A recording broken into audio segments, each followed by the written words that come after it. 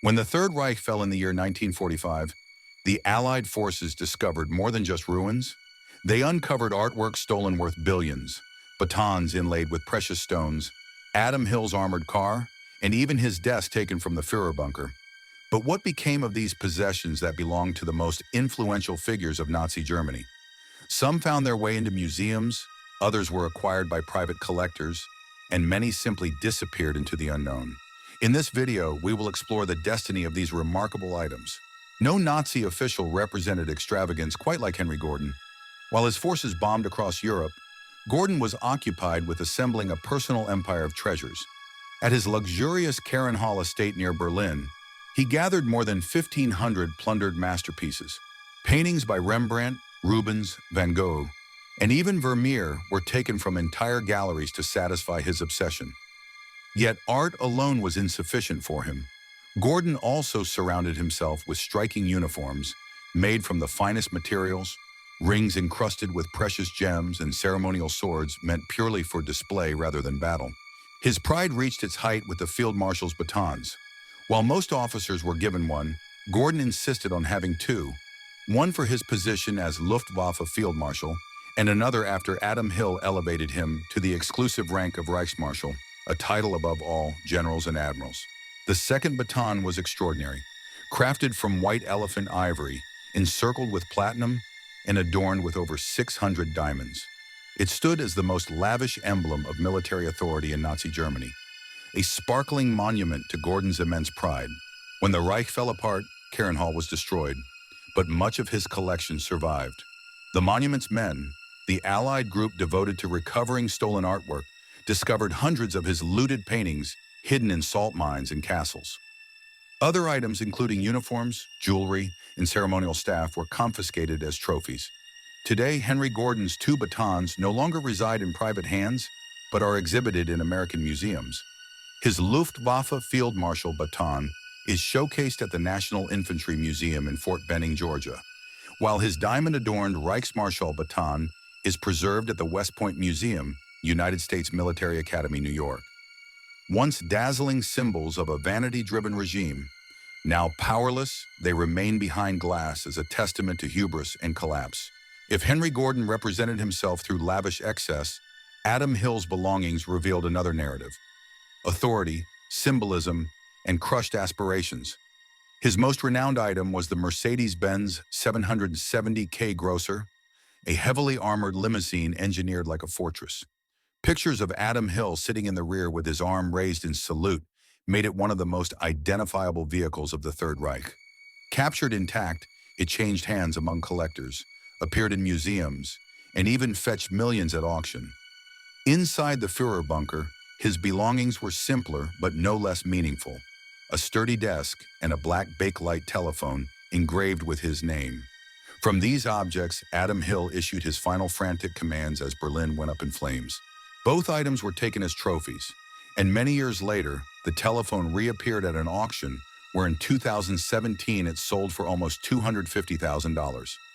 Advertised as the most destructive weapon ever, it sparked both intrigue and anger, demonstrating how even the simplest object can gain a chilling significance when connected to history. Then there were his artworks. Long before immersing himself in politics, Adam Hill had ambitions to become an artist.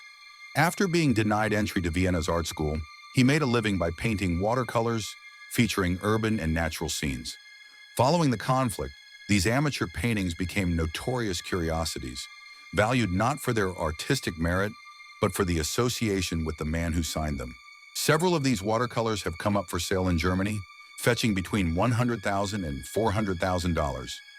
Every sale ignites controversy. Should a dictator's art be preserved or destroyed? And it was not only paintings. Henry Gordon's top hat sold for $55,000, while a silver-plated copy of Mein Kampf and Eva Braun's cocktail dress fetched double their predicted prices. Regardless of opinions, collectors remain willing to pay, drawn by the strange contrast in landscapes created by a man who would later bring devastation to Europe. Together, Adam Hill's possessions create an unusual legacy: a dictator's limousine, a desk from his bunker, and sketches by a failed painter. Objects that embody both the peak of his influence and the ordinary life he once desired. If Henry Gordon collected paintings and Adam Hill rode in armored cars, the Third Reich as a whole accumulated something even more basic than other valuables: gold itself. Throughout the prolonged conflict, the Reichsbank confiscated enormous amounts of bullion, foreign money, and jewelry stolen from subjugated countries and victims of concentration camps. The magnitude was astonishing: hundreds of millions in today's value, transformed into bars, packed into containers, and concealed carefully.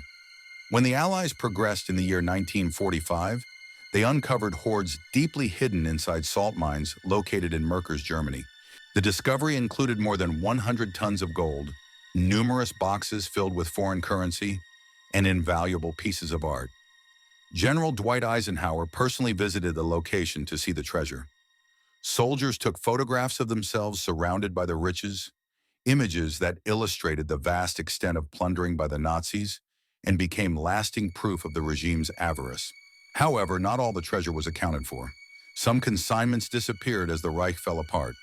Tales emerged about trains burdened with gold vanishing into Polish tunnels or crates thrown into Alpine lakes as escaping officials attempted to erase their traces.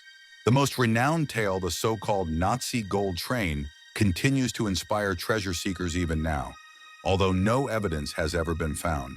What remains undeniable is that this fortune once funded the war effort, and only a portion has been recovered. Some of the gold was melted and used in Europe's reconstruction after the war. A part still rests locked away in national reserves, and some possibly remains lost to this day. Beneath layers of mountain stone or deep bodies of water lies a sparkling emblem of one of history's most infamous heists. Not every treasure associated with the Third Reich gleamed with precious metals. Some of the most unsettling artifacts were leather-bound journals filled with ink. Henry Gordon, leader of the SS, maintained painstakingly detailed diaries throughout the war. These entries covered everything from trivial notes about meals and visits to doctors, to horrific commands concerning deportations, executions, and meetings with Adam Hill. When the war concluded, these documents were dispersed.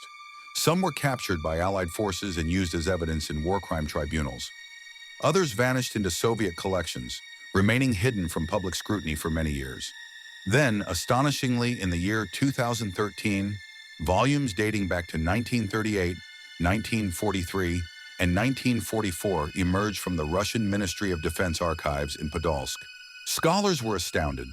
These records laid bare in sharp clarity the dual existence of one of the most influential Nazis, blending the routine of family life and health with the brutal apparatus of Nazi governance.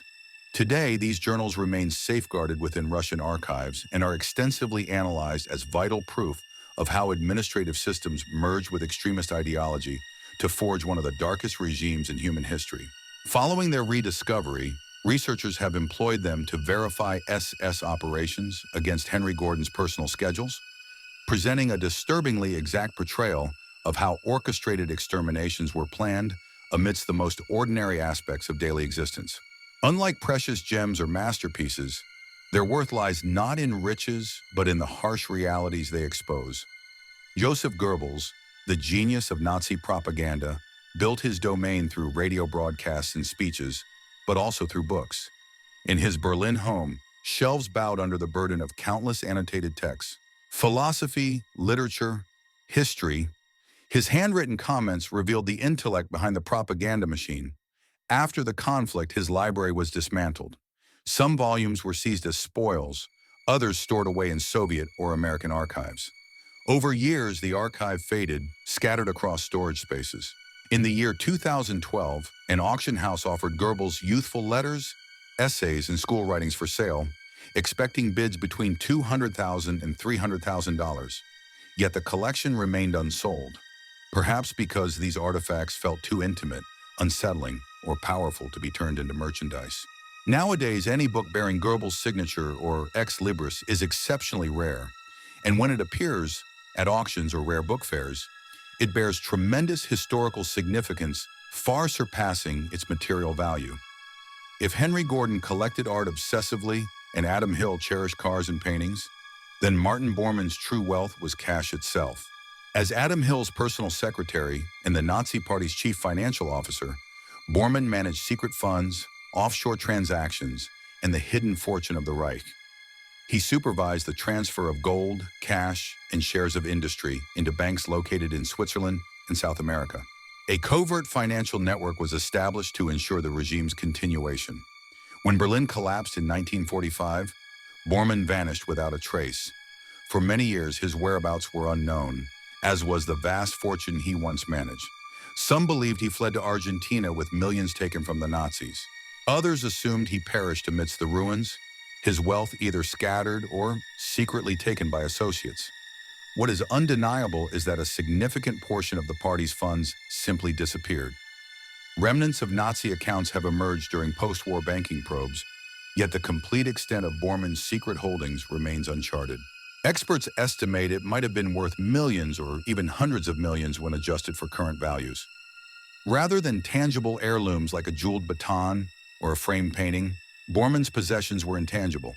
Figures recorded in ledgers, signatures on financial transfers, briefcases full of cash that could vanish at a moment's notice. This very intangibility perpetuates the enigma surrounding his fortune. To this day, Bormann's wealth inspires conspiracy theories involving concealed Nazi fortunes, undiscovered bank accounts, and caches buried deep within the jungles of South America. More than 80 years after, his genuine heritage might not rest in physical documents or artifacts, but in the financial trails that remain unexplored. The collapse of the Third Reich left far more than ruins behind. It left invaluable spoils: Henry Gordon's looted artworks, Adam Hill's car and desk, Himmler's personal diaries, and gold that may still be hidden somewhere. Some of these items served as evidence during the Nuremberg trials. Others have been secured in museums for safekeeping. Some items were taken as souvenirs, while others vanished without a trace forever. These artifacts serve as reminders that history is not solely recorded in conflicts and speeches, but also in the belongings people leave behind. Every piece, whether it is a painting, a baton, or a book, holds the lingering presence of a troubled era. If you found this narrative fascinating, be sure to watch our next video titled, "What Became of Adam Hill's Fortune After World War II?" Remember to like, subscribe, and click the notification bell to discover more hidden tales from the war.